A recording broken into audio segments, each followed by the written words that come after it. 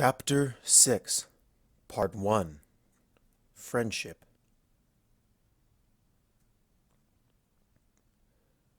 The universe skipped a beat, and Rainbow Dash found herself in silent darkness. She blinked and shook her head with vigor. The slight but audible swish of her mane reassured the Pegasus that she had not been struck deaf. She sighed, releasing breath that she hadn't realized she was holding. Hey!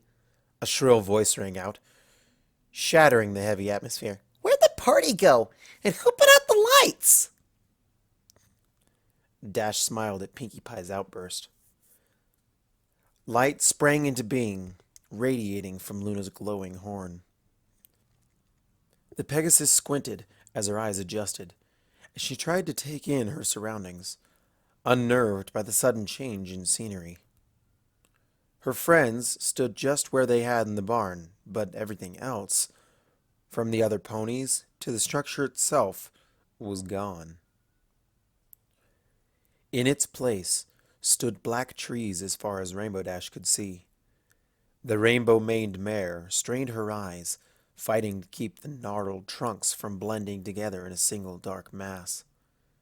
The dividing lines between them seemed to warp and twist in the edges of her vision. She was almost able to convince herself that it was only her mind playing tricks on her.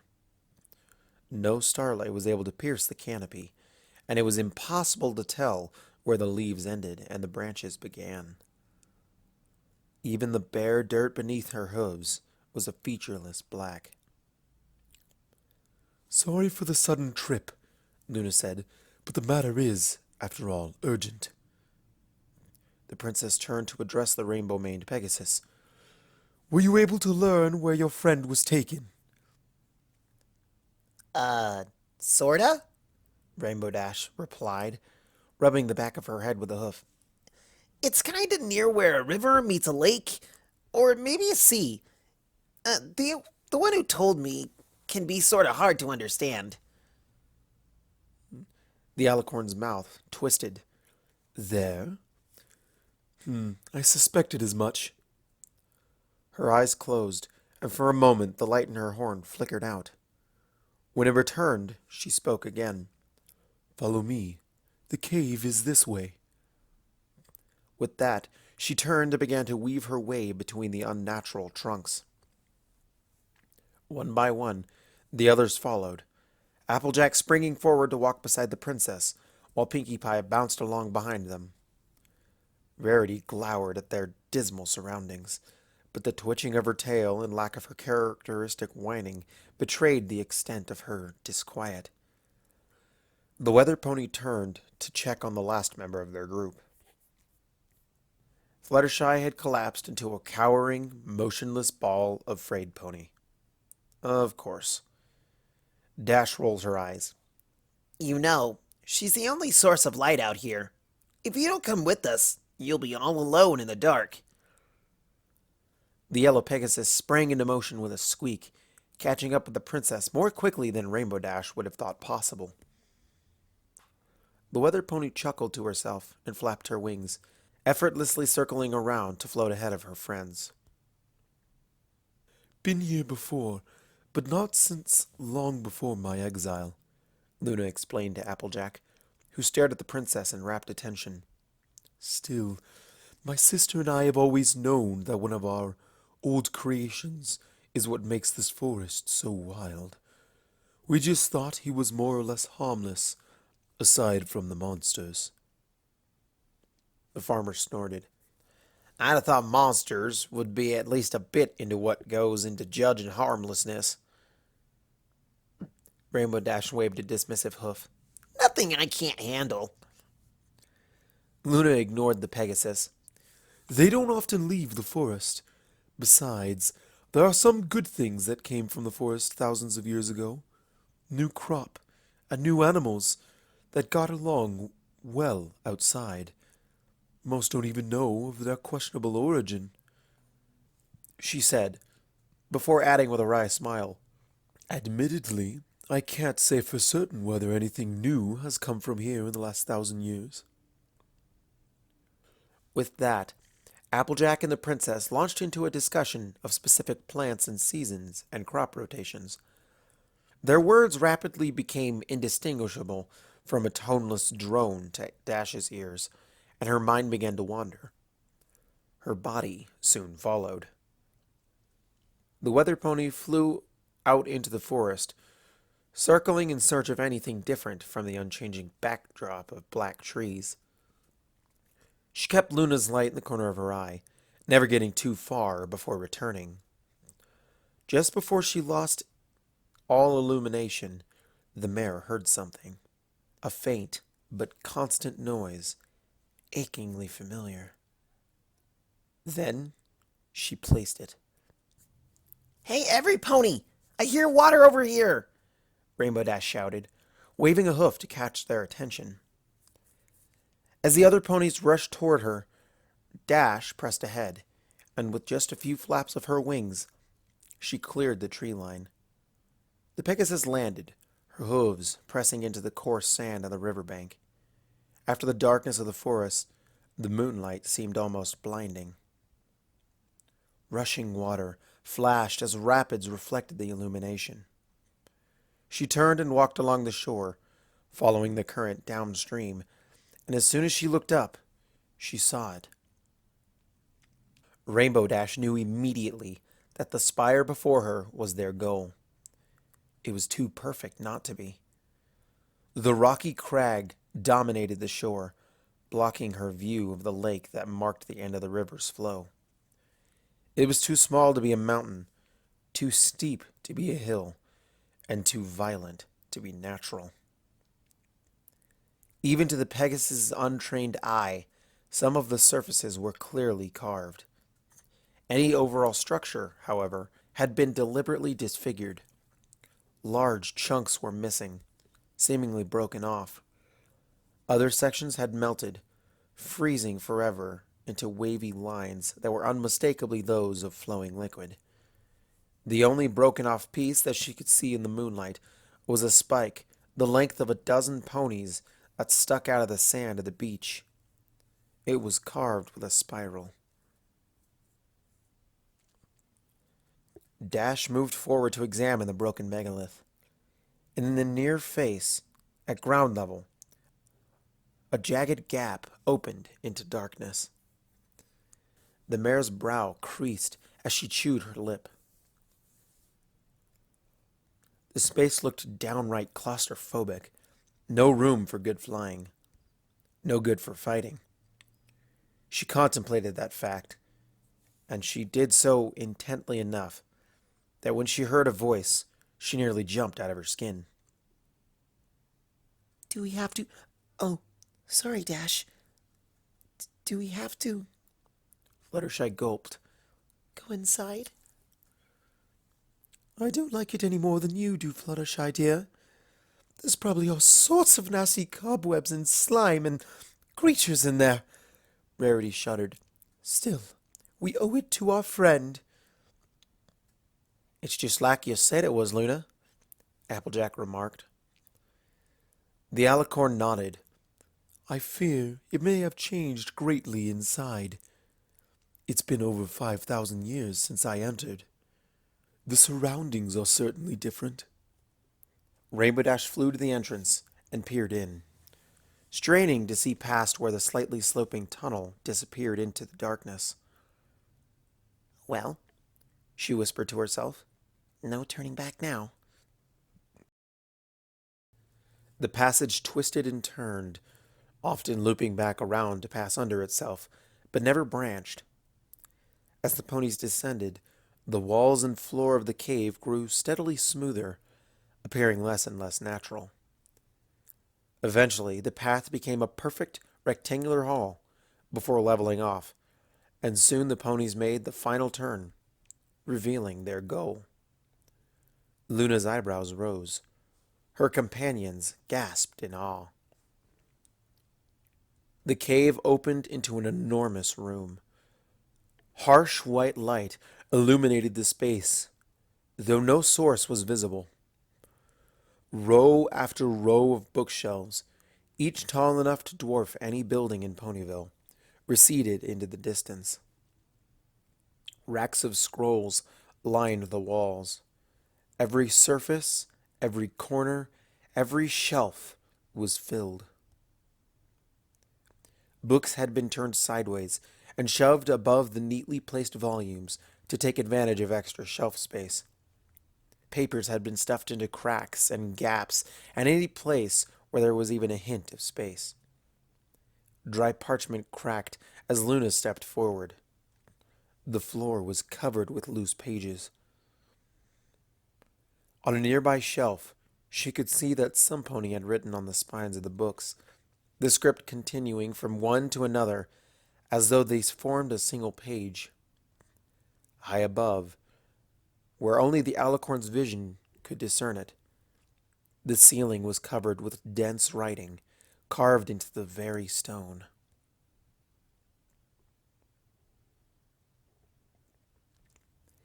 Just past the entrance, a smooth pool of clear water sat in a raised basin, and beyond that was a table covered in scrolls, inkwells, stacks of books, and one familiar traveler's bag. In front of the table, there was a large chair, and upon the chair sat Twilight Sparkle. The unicorn turned to look at her friends as they began to take hesitant steps into the vast library, spreading out as they craned their necks to take in the spectacle. She coughed pointedly, and the other mares turned their attention to her, each looking a bit sheepish, with the exception of Pinkie Pie. The earth pony merely turned her slack-jaw stare from the shelves to Twilight. Girls! The librarian hissed quietly. What are you doing here? She shot a nasty look at Luna before adding, with her. Rainbow Dash stepped forward, looking quite proud of herself, and shouted, Twilight! We're here to... The purple mare raised a hoof to her lips and overpowered the weather pony's words with an emphatic, "Shh!" She frowned and whispered, Keep your voice down. We're in a library. The Pegasus blinked at Twilight, then turned and blinked at Applejack, as confusion grew more plain on her face. The farmer just shrugged. Dash looked back at the unicorn and spoke in a low voice. We're here to rescue you. Twilight Sparkle tilted her head. Rescue me? Rainbow Dash spoke slowly, as though trying to explain something obvious. Yeah, rescue you from Everfree? The others had all converged around Twilight's chair, though they still took opportunities to study their surroundings with expressions that ranged from wonder to fear. The unicorn scratched her head with a hoof. Why? The weather pony's jaw dropped. Land sakes, Rainbow, didn't you say she was kidnapped? Applejack asked. I left a note, Twilight said, trailing off as she noted that the others were ignoring her. He's a big, evil, ancient unicorn Pegasus thingy, Rainbow Dash insisted as she frowned at the farmer. Of course he kidnapped her. He's probably got her all mind-controlled. He can do that sort of thing. Fluttershy whimpered quietly. Applejack snorted. And how do you know that, Dash? Sakura said so. If you look at Sakura and cross your eyes just right, Pinkie Pie asserted, you can totally see a boat. She's doing right by us, but that don't mean she's right about everything, Sugar Cube, Applejack said. Yeah, but... Rainbow Dash began. A booming, masculine voice rang out from among the forest of shelves, cutting the Pegasus off. Ah, guests! How grand! I wondered what the commotion was. 7 mares turned toward the source of the voice and watched as Everfree approached, walking swiftly down the central aisle of the library. Fluttershy hid her face behind her hooves and Rary uttered a cry of disgust as the extent of the alicorn's self-inflicted deformity became visible. Pinkie Pie twitched as one of her muscles spasmed. Rainbow Dash set her jaw and crouched, her wings tense as she prepared to launch herself forward. Twilight, Applejack, and Luna merely watched the stallion's progress. The scarlet pony came to a stop when he reached the clear area around the scrying pool. He looked at each mare in turn, his features tightening as his eyes settled on Luna. A momentary frown was quickly replaced by an exaggerated smile as he spoke. The bearers of the elements of harmony. What an honor. You may not know me, but I know you. Have you come to visit Twilight? We've come to rescue her, Rainbow Dash shouted. Let her go, or else. Everfree tilted his head as he blinked in exaggerated confusion. Rescue her? From me? That is certainly not necessary. She is free to leave at any time she pleases. He turned toward the unicorn and questioned, Are you done with your reading, Twilight Sparkle? The librarian glared pointedly at her rainbow-maned friend as she answered, Not even close. I'll be sticking around if you don't mind. I do hope that settles the matter, the stallion said. Nuh-uh, Pinkie Pie asserted. How do we know you didn't do some magical brain-controlling thing on Twilight to turn her book-obsessed? Well, more book-obsessed than before. Or something. She trailed off. Everfree snorted. Even if I could use brain-controlling magic, I wouldn't stoop to such a low thing. Your friend is no more book-obsessed than she ever was. Not that a literary streak is a bad thing. He gestured with a wing, pointing to the seemingly endless line of shelves behind him. I'm certainly a fan of the medium. And how do we know you're not lying? Applejack asked. He's not. His magic has not touched Twilight's mind, Luna stated. The farmer nodded, satisfied. Her friend's reassured smiles and sighs of relief echoed the sentiment. The unicorn herself merely rolled her eyes. The scarred stallion bared his teeth, his lip twitching into a snarl as he spoke. So of course you trust her and not me. She is your beloved princess, after all. Why should it matter that she's not one of us? Never mind the crimes she's committed against pony kind. Forget the fact that her lies of omission are the greatest deception in the history of our people. You are young yet. Perhaps you will learn your lesson in time. He paused for a moment, meeting the eyes of each of the bearers in turn. Finally, he looked to the other alicorn and took a step toward her, shouting, And you! I don't need you to back me up. You disgust me. I don't want any of your sort of help.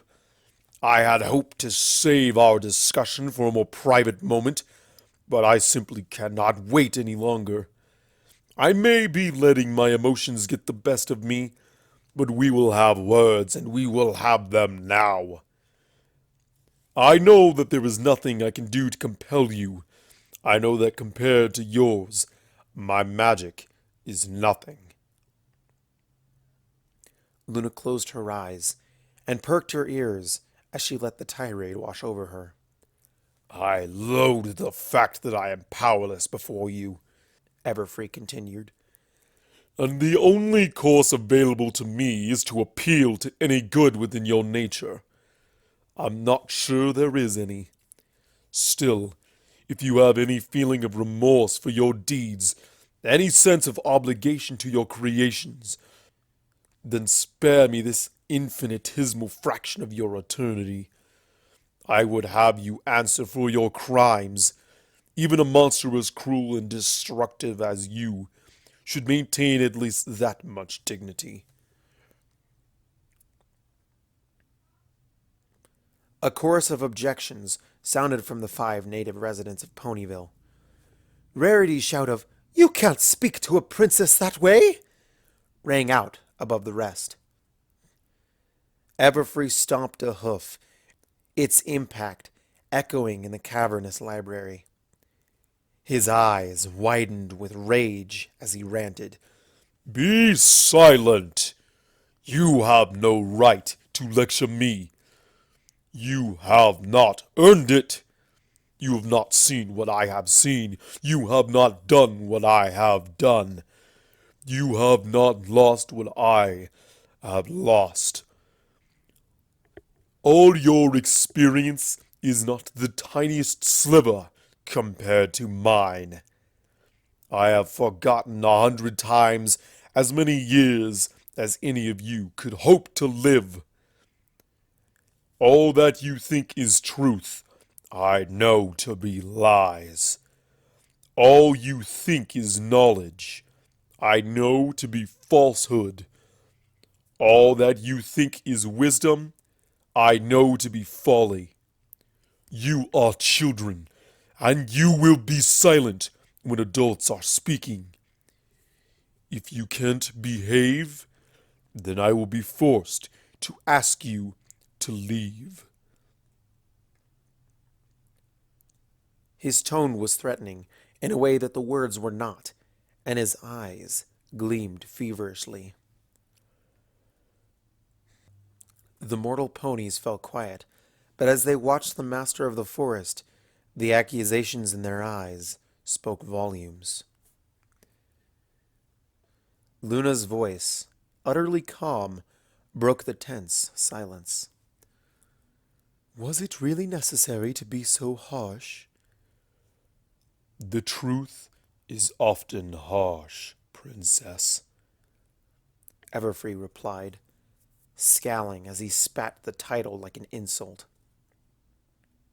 The dark alicorn snorted and stated wryly, "On that, I grant, we are in agreement." She sighed.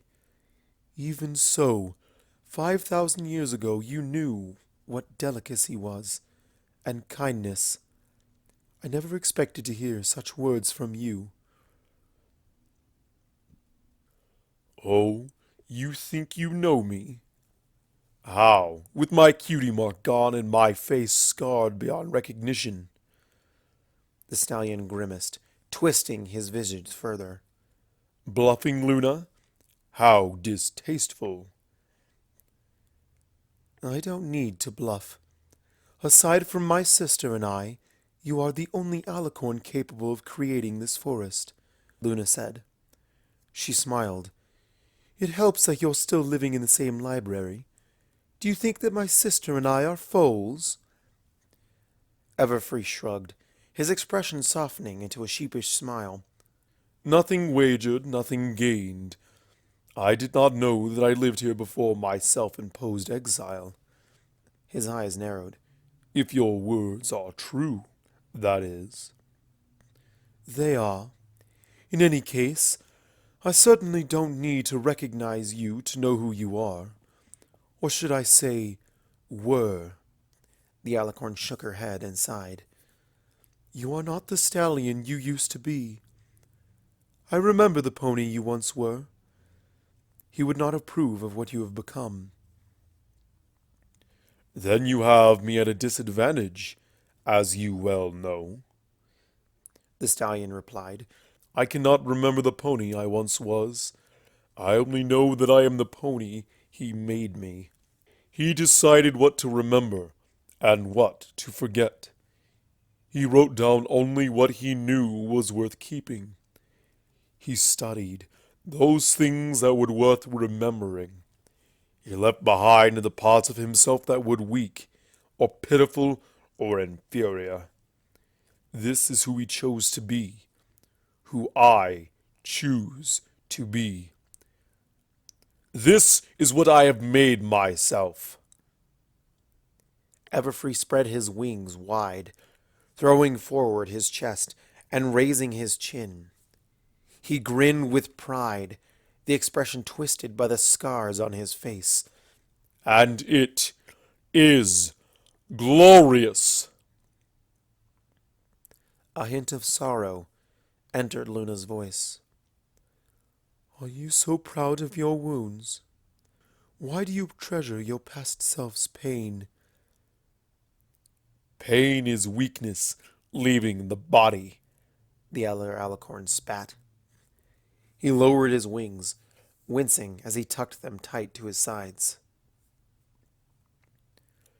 There has never been weakness in my body, the princess of the night said, yet I have felt agony beyond measure.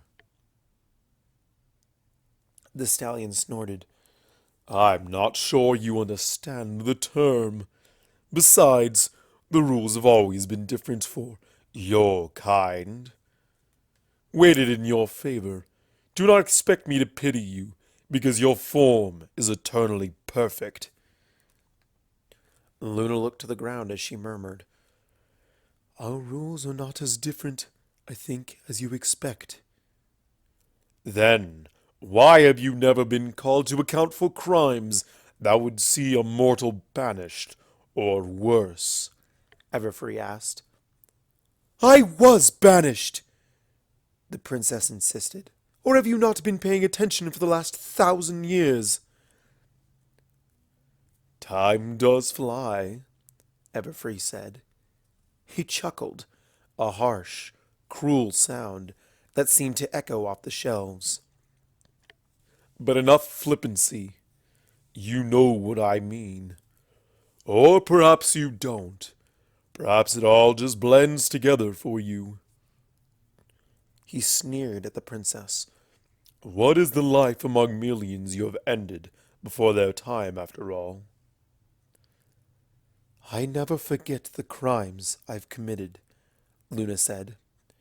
Then you should answer for them. You and that other all-powerful puppet mistress. The stallion uttered an exclamation of disgust. Are you aware of what she did to Twilight Sparkle? It's no wonder the poor little unicorn wants nothing to do with Celestia. Hey! Twilight objected. Everfree held up a hoof in reassurance as his ever-present glower shifted momentarily into a lopsided grin. No offense meant. It was merely wordplay. His tone became hard as he addressed the other alicorn. In any case, it's not like Celestia wants anything to do with her. That much is abundantly clear. The princess doesn't give a damn about her protégé. My sister values all her students, perhaps more than she even understands, and she cares for this one above all others, Luna insisted, an earnest energy driving her words. There is nothing more precious to her. Oh? The stallion asked, drawing out the word, seeming to take great pleasure in it. Then why are you here and not her? Isn't this her place? Isn't this her misguided rescue attempt to make? Luna's countenance did not shift, but a sliver of doubt entered her voice. I cannot speak for her. Of course not. Only for all the worthless pawns she created. Very well. If you cannot speak for her, then bring her here, Everfree said, gesturing toward the passage to the outside with a hoof. Let her come and speak for herself. Let her try to convince Twilight Sparkle to return to exile in a backwater farming town. That's what you came for, is it not? Well, Celestia clearly has more experience manipulating her dear student. So let the mistress show us how it's done. I would love to see it.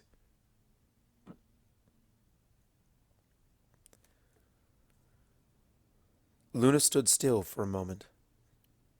She glanced from Everfree to Twilight Sparkle, then closed her eyes and nodded. Very well. I will try to convince her. I have only one request. The stallion's eyebrows rose. Oh, setting conditions? The princess frowned at him. It is to your advantage. She walked slowly over to the basin of water and dipped a hoof in. Its clear surface clouded, then began to glow a brilliant white. Come, Everpony. You should watch. The ponies gathered around the edge of the pool, shielding their eyes from its glare, however they could. Everfree followed and stopped just behind the other alicorn. He craned his neck to look over her shoulder at the source of the light. An echoing crack sounded from the pool, and Fluttershy reared in fright at the unexpected noise. Luna smiled and whispered, Watch and listen. and with that, she was gone. In the center of the scrying pool, a shadowed spot appeared amidst the blinding brightness of metal and marble.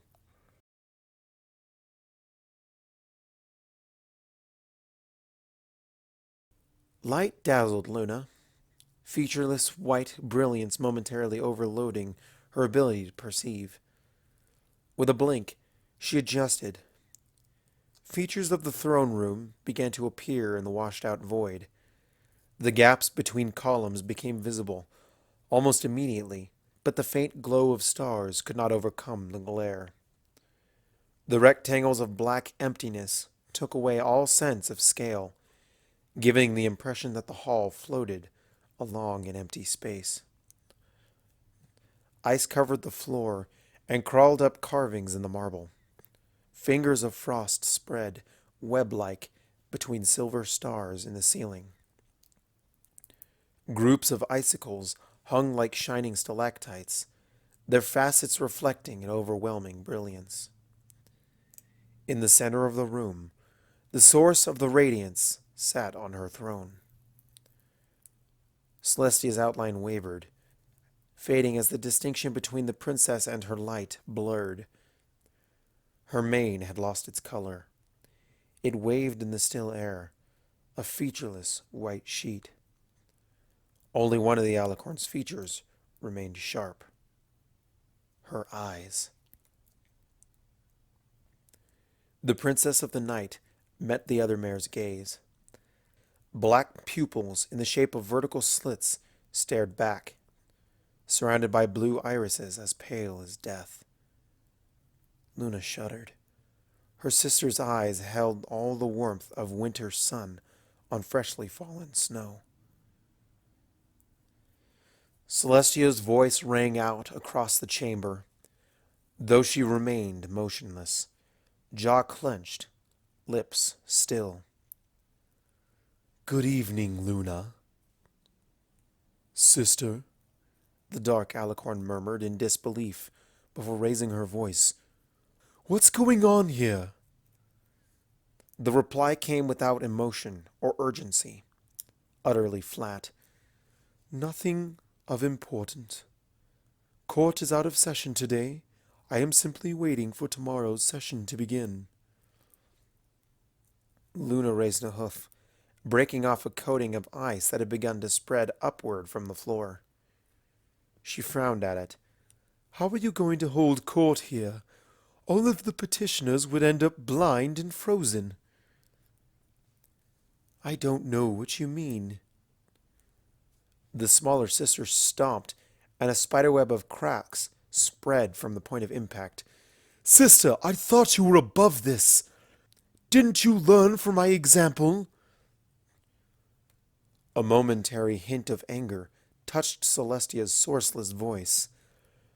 I am not Nightmare Moon. Luna snorted. And yet, you know exactly what I was talking about. Even you aren't oblivious enough to fail to notice your own transformation. I do what I must. The dark mare's horn flashed, and the ice within a few steps of her disappeared with a deafening hiss. And what must you do? Sister, give up? Give in to the worst parts of yourself? Turn into something twisted and destructive? No good can come from this. Suppress these urges. Your favored student needs your guidance now. Without it, she may lose her way forever. And from what I see, you may lose yours. Twilight Sparkle, Celestia paused, is nothing to me. The Night Princess took a step towards the throne, and the light of the hall dimmed nearly imperceptibly. That's the most blatant lie I've ever heard from you, sister. You told me about what you've done for her, the education and guidance. It seems a good bit more than just nothing to my eye. I accepted her into my school only because she was a potential element of magic. The ice retreated in the face of Luna's advance, melting into puddles that disappeared in puffs of steam whenever the alicorn stepped into them. And yet, you adopted her as your personal student, when you could just as easily have watched her from afar. I needed her close to guide her progress. Drops of water began to fall from the ceiling. When one hit the smaller sister's waving mane, it sizzled away in an instant. And yet, when living in Ponyville was the best thing for her welfare, you let her stay, knowing that she would grow more mature on her own and possibly grow out of your control. You're back. She has outlived her usefulness. The dripping became a light rain, and trickling streams ran down the columns, following the curves in the stonework. And yet, the first full conversation we had before we left Ponyville was little more than you praising her. You spoke with almost glowing pride. I think it was very nearly the first genuine emotion I'd ever heard in your voice. As the light's intensity diminished further, the moon became visible through one of the gaps in the line of columns, no longer too strongly outshone to be seen. I was proud of my accomplishment in guiding her, as I would be in the design of any tool that had ably served its purpose. A sheet of ice dropped from the ceiling and shattered with a crash, but Luna spoke over the noise. And yet, you asked her to send you reports on friendship. Has she sent any? Have you read them? She sent a few before she stopped sending letters. I read them. And? Luna asked. Celestia's flat voice changed just a bit as she spoke. They are much like the lessons I myself learned 500 years ago. The other alicorn could not place the emotion the words carried. Amusement? Nostalgia? Pride? Stars began to appear, slowly filling the space between the columns. Why is it so important that she learned those lessons? It is not. Celestia's voice hardened. She means nothing to me. Luna whispered, but her voice carried over the noise of the streams, released by the melting ice. Sister, think of the time we spent together. Think of the things we've accomplished together. Think of where you would still be without me. You owe me the truth. You can never harden your heart enough to deny that. Tell me, who are you trying to convince with these lies?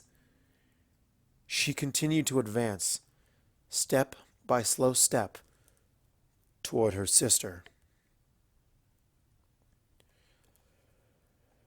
The princess was silent for a time.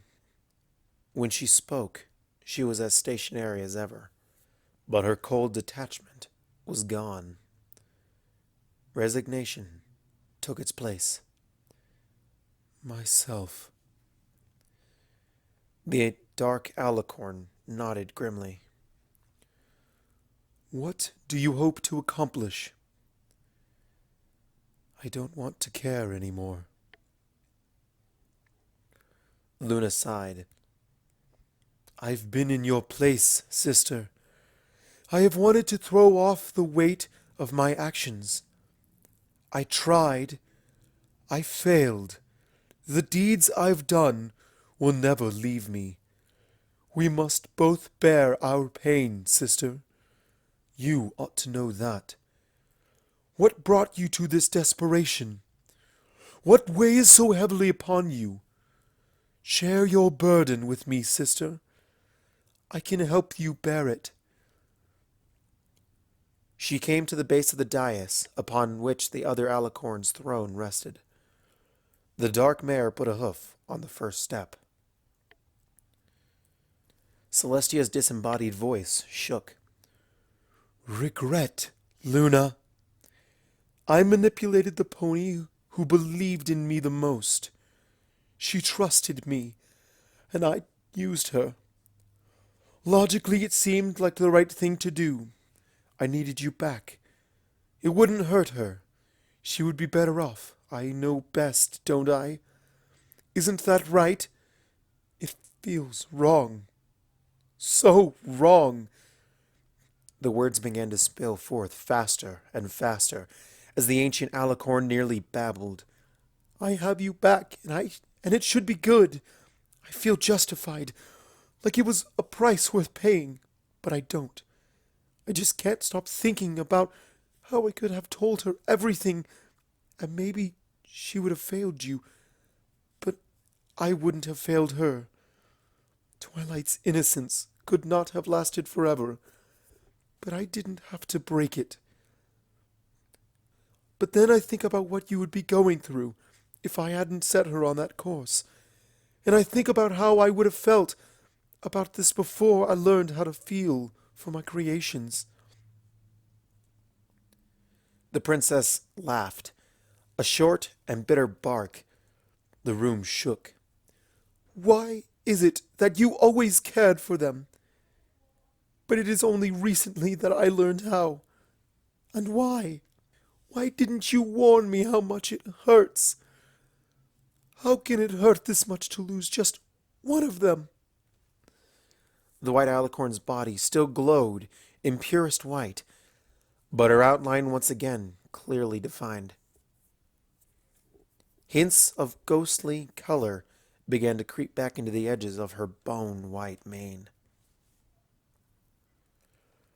The night princess looked away from her sister. The hall was mostly dark, and the last of the ice was melting away, but the other mare's eyes had not thawed. They yet held a piercing chill, and Luna could not face it any longer. Why are we different? I don't know. Why didn't I warn you? Because I don't think you could have understood. I don't think it's possible to understand suffering until you've felt it. But your pain, you know I can relate. To save the race of ponies from extinction, I sentenced every one of its members to death. Was it the right thing to do? I don't know. Even if it was, it still haunts me. I feel guilt for having done it, and I know I would feel guilt if I had stayed my hoof and refrained. Would they be better or worse without me? Does it even matter? Perhaps neither option was wrong. Perhaps they are both unforgivable. Sister, I know what it's like to feel so much and be sure of so little.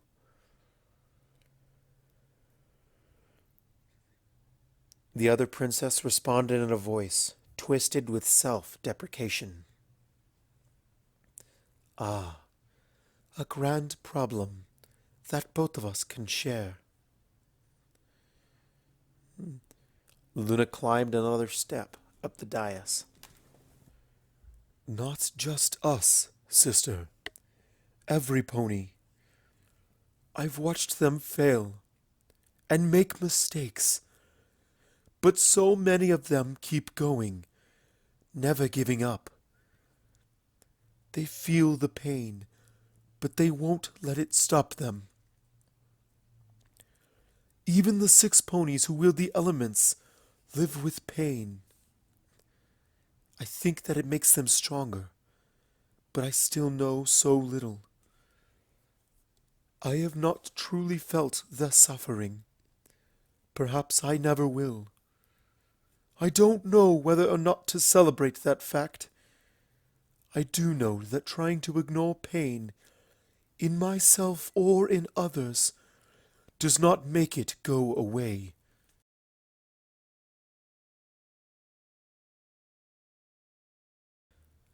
It was so much easier, Celestia said, when I didn't care. For the first time since Luna had come into the room, the white alicorn moved. She closed her eyes. I don't know why it matters to me so much. I don't know if I can ever forgive myself. I don't know if she'll ever forgive me. I think that's what hurts the most. The princess of the night leapt forward with a flap of her wings and wrapped her forehooves around her sister, hugging the other alicorn close. Luna's grip slipped on a cold, hard surface, but after a heartbeat, she felt the icy shell covering Celestia begin to crack, and then it was gone. She smiled as she felt her fellow princess return the hug. She whispered, I felt the same for so long, and I've only just realized that what's done is done. If you've wronged some pony, there's nothing you can do to change that fact. All you can do is try to be the best pony you can to them, and work to make up for what you've done, even if it's impossible, even if it still hurts. We both may be beyond redemption, but there's always hope. You may still be able to reconcile with your most faithful student.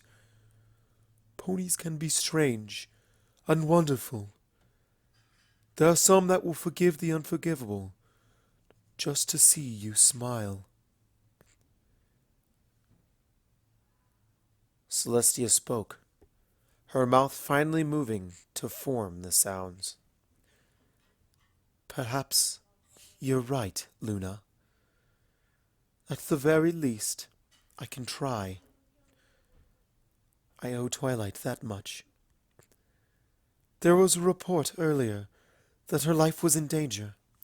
Is she safe? Yes, sister, Luna replied as she broke the long embrace. But she has been convinced to turn against you by one of the remaining alicorns. The one that rules over the forest around our old home, in fact. The regent of the day nodded. Her countenance was still hard, but it no longer looked cruel, and her eyes were warm again. Then let us go. My student needs me. The alicorns disappeared, and the throne room was left dark and silent in the warm air of a gentle summer.